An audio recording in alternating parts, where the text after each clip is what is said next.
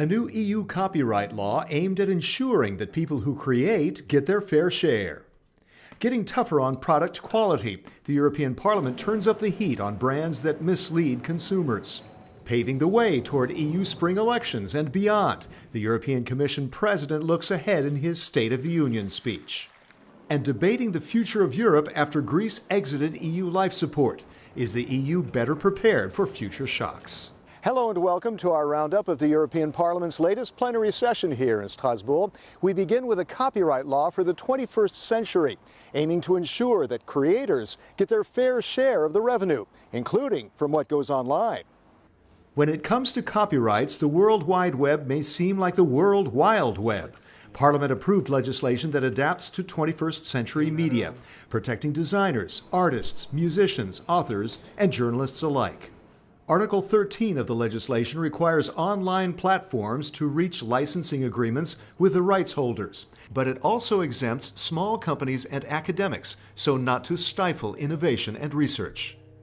Axel Voss of the EPP Group authored the legislation. Europe is a content continent, and that's why we have to improve the situation, get this better balanced. Only real platforms who are basing their business model on copyright protected works are now covered by Article 13. The creators get their money, they can live on this and creating more. This is the idea.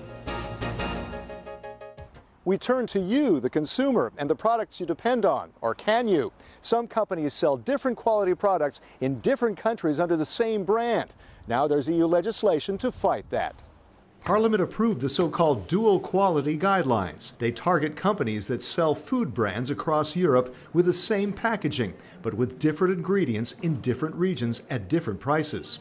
There's also dual quality in non-food items like some detergents, cosmetics, toiletries, and baby products. The EPP Group's Ivan Štefanič of Slovakia is shadow rapporteur.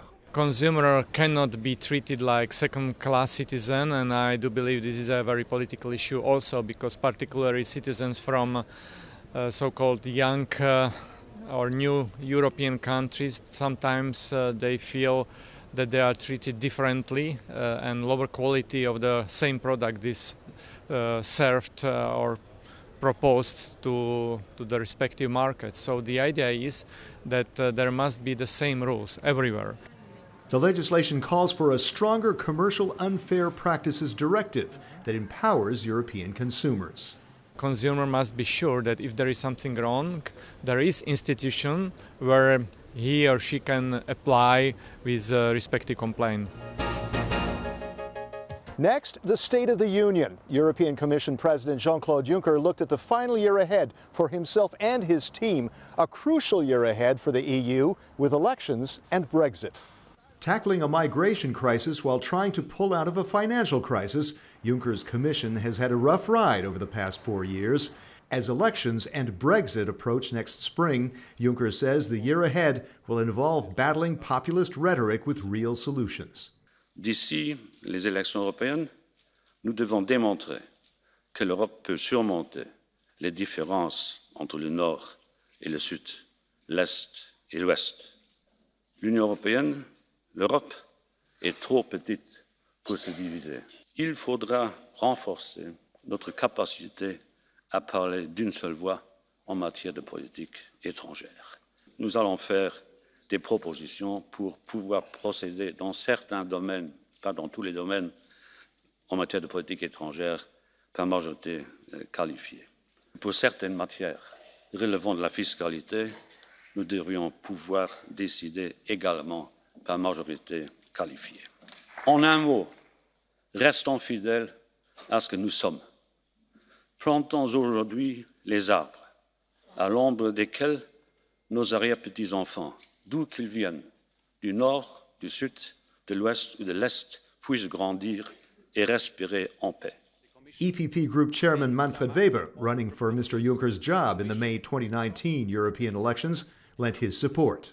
And today's Europe cannot be united, cannot be called united, having in mind that still the living conditions in the European Union are not equal. That's why I think we have to do more on common living conditions and living standards in the European Union. And finally, Europe of people is a Europe which is strong on global level. That's why to change from the unanimous vote mechanism to the majority vote system is fully supported by the EPP. Let's stand up. Let's make the century a European one again. Crisis times are over. Now it's time for a more united Europe, for a more democratic Europe, and for a more ambitious Europe. Thank you so much.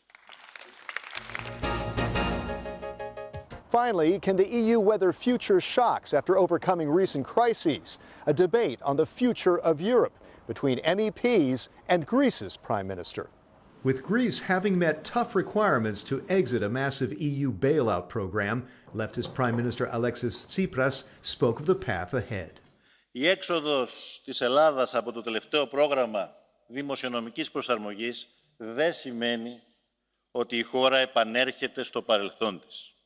Αντίθετα, είμαστε αποφασισμένοι να μην επαναλάβουμε τα λάθη και τις συμπεριφορές που οδήγησαν στην κρίση. Το τέλος των μνημονίων δεν συνιστά επαναφορά στο παρελθόν, αλλά ιστορική τομή με το παρελθόν. Είναι μια νέα αρχή που εμπεδώνει τη σταθερότητα και την ασφάλεια. Tsipras' opponents, including the EPP group, criticized his policies as falling short of providing long-term solutions for Greece. Esteban González Pons, an EPP group vice chairman, warned the Prime Minister against a return to populist policies and rhetoric ahead of next year's European elections.